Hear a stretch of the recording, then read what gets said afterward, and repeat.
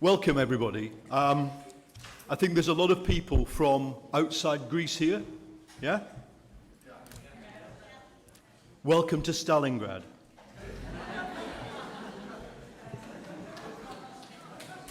The movement for social justice in Europe retreated 2,000 miles, but it is still on the right side of the river, for the reasons the Minister just said. We know what a total defeat would be, and it would be the end of the left government.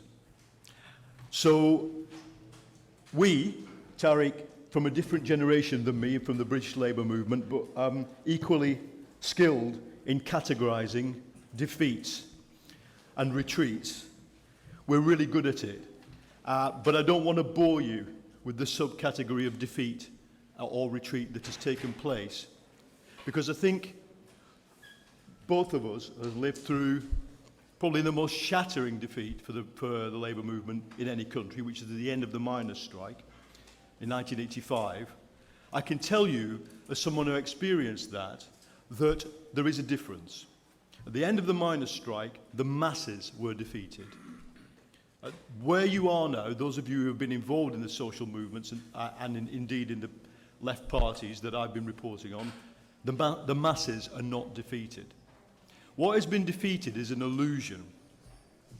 And I think those of us who have lived through the rise of the Eurozone, the rise of the European acquis, the rules, the culture, the tripartite institutions of Europe, have lived through in the last week a shocking event, which it takes brain cells, human brain cells, a long time to adapt to.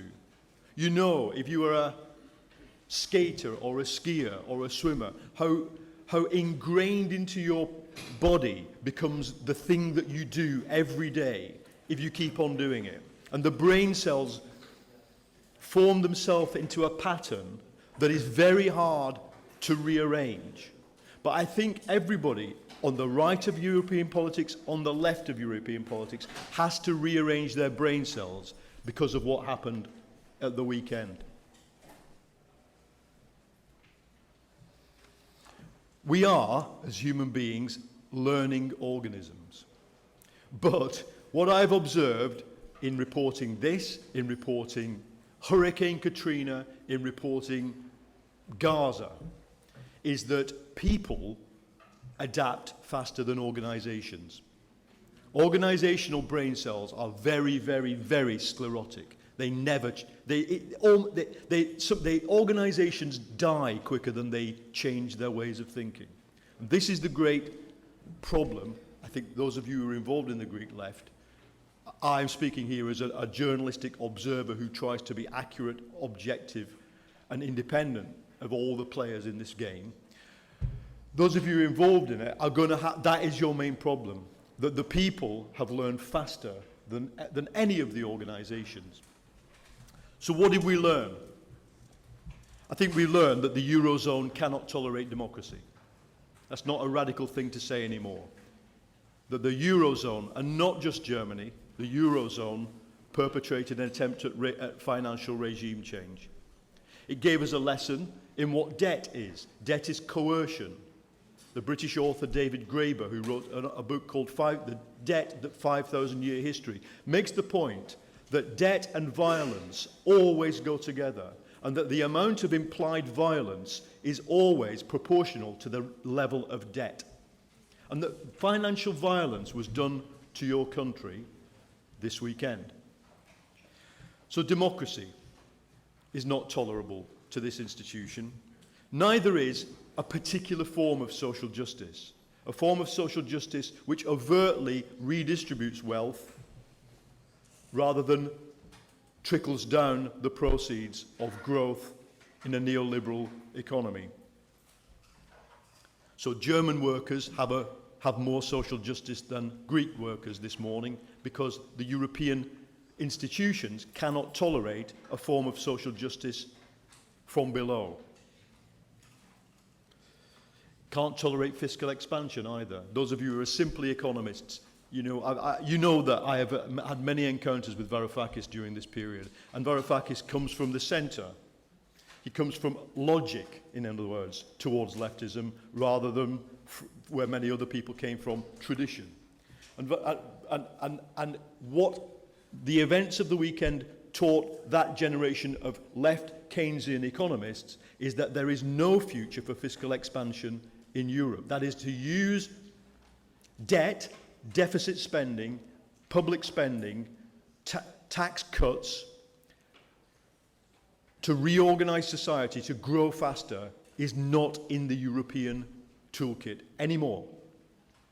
It's not even in the toolkit for the most solvent nation, Germany, with its Schwarze Null policy. They must have a balanced budget, which means that they must have a depressed economy and low wages and poor social integration. Your brain cells have to adapt to this Europe. My brain cells are struggling, but I am trying. Because the most incredible thing about this Europe that emerged at the weekend is that it is a purely negative project.